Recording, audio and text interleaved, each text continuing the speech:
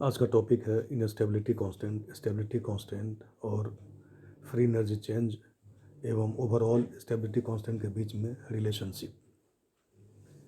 आज ये है BSc part third, chemistry paper first, unit third, thermodynamic and kinetic aspects of metal complexes के लिए जो के अंतर्गत ये टॉपिक आती है।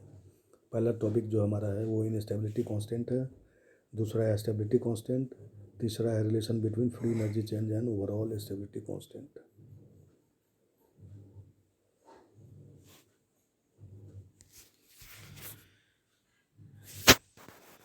तो सबसे पहले हम आई एम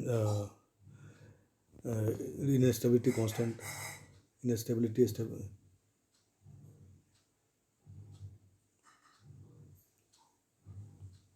कांस्टेंट के बारे में बताएंगे।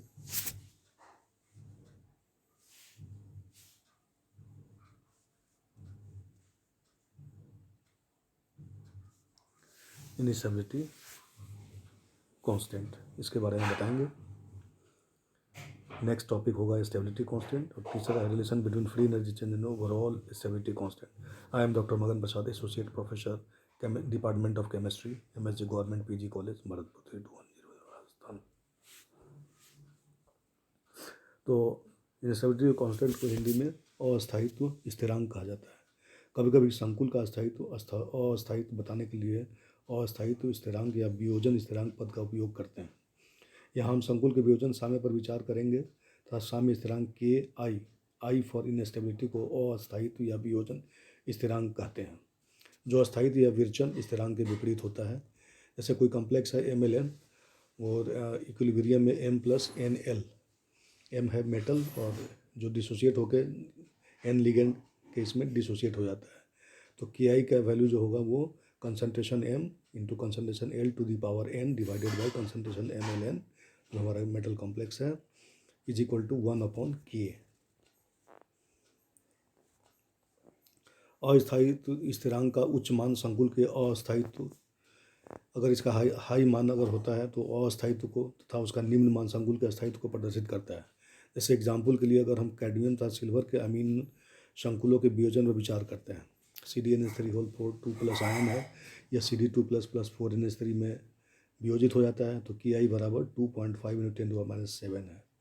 तो KI का वैल्यू जो है ये कैसे निकालते हैं, तो concentration Cd2+ into concentration H4+ divided by concentration CdNH3 2+ आयन और AgNH3 आयन का Ag++2NH3 KI is equal to concentration Ag+ into concentration NH3 concentration divided by concentration AgNH3 आयन। KI बराबर जो वैल्यू आता है वो 6.2 × 10⁻8 है। तो इसका दोनों संकुलों के निम्न वियोजन स्थिरांकों से स्पष्ट इन संकुलों का अपने अवयवों में काफ़ी कम वियोजन होता है, अर्थात ये दोनों ही संकुल अस्थायी है। इनके वियोजन स्थिरांक की तुलना करने पर हम पाते हैं कि CdNH4 2+ आयन की तुलना में AgNH3 2 अधिक अस्थायी है, क्योंकि इसका वियोजन स्थिरांक का मान जो है सो कम है। इसी तरह से अगर हम स्टेबिलिटी कांस्टेंट की बात अगर करते हैं तो अस्थायित्व स्थिरांक किसी संकुल MLN का उसके अवयवों M तथा L से निर्माण का प्रायोगिक अध्ययन करने पर हम पाते हैं कि विलयन में एक ही संकुल प्रजाति MLN के साथ साथ निम्नतर समन्वय संख्या की लगभग सभी संभव संकुल प्रजातियां उपस्थित होती हैं, जिनकी सांद्रता उनके अस्थायित्व के अनुसार पाई जाती है।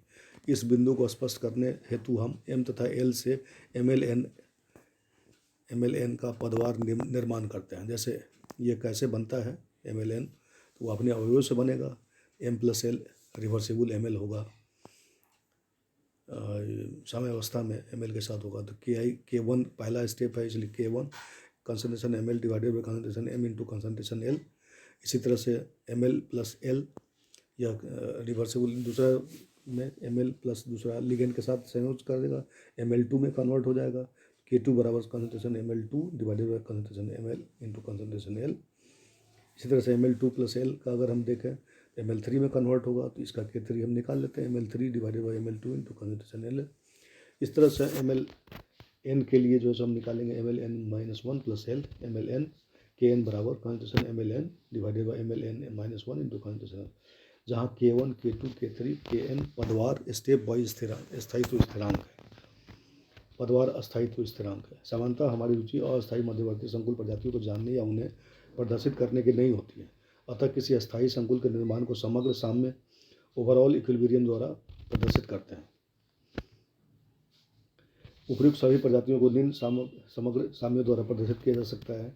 M plus L reversible M L, तो बीटा 1 हो जाएगा स्टेट वाइज स्टेबिलिटी कांस्टेंट के द्वारा, जो है M L divided by M into L, M plus 2 L ML2, फिर बीटा 2 का मान निकाल लेते हैं इस इक्वेशन से, ML2 divided by ML2, M plus 3 L, beta 3 का वैल्यू निकलेगा ML3 ML, इससे जो है इसी तरह से ML plus n minus 1 beta n minus 1, इस तरह से m plus NL MLN beta, ये वैल्यू निकलता है। यहाँ B1 B2 B3 इत्यादि समग्र स्थायित्व स्थिरांक है। समग्र का मतलब overall equilibrium, overall stability constant. निम्न प्रकार यह देखा जा सकता है कि पदवार अस्थायित्व स्थिरांकों का गुणनफल ही समग्र अस्थायित्व स्थिरांक होता है। K1 इजकल टू बीटा 1, इसलिए K1 K2 बराबर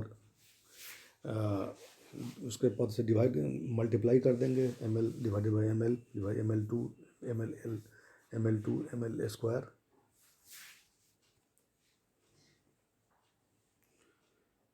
इससे ये कट जाएगा।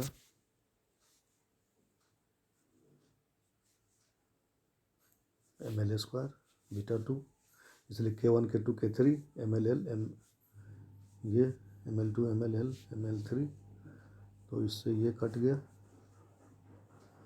ML2 से ML2 कट गया, M इंटू एल का होल स्क्वायर 3। इसी प्रकार K1 K2 K3 के N इंटू 1 से अगर गुना करेंगे तो हमारे पास ये वैल्यू आ जाता है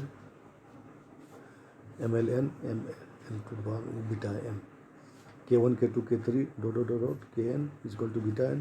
स्थिरांकों का लॉग लेने पर log beta N is equal to log K1 plus log K2 plus log K3 plus so on, इसलिए minus log beta N is equal to minus log K1 plus minus log K2 minus log K3 minus तो so on, इसीलिए P beta N equal to PK1 plus PK2 plus PK3 plus minus log K equal to PK इत्यादि।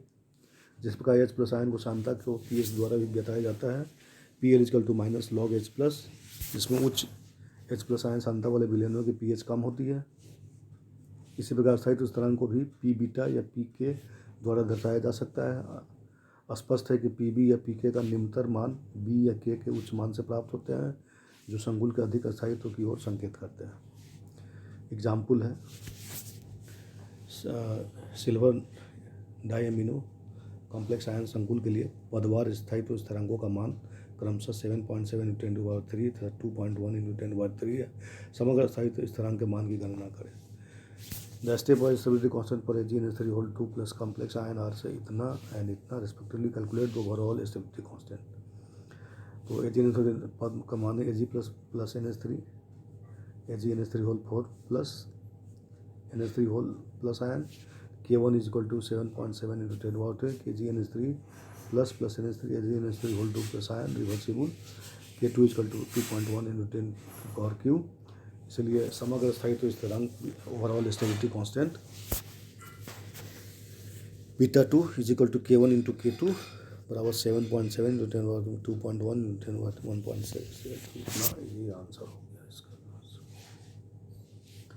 अब मुक्त ऊर्जा परिवर्तन एवं समग्र, तीसरा टॉपिक जो है हमारा मुक्त ऊर्जा परिवर्तन एवं समग्र स्थायित्व स्थिरांक में संबंध, relation between free energy change and overall stability constant के बीच में क्या है।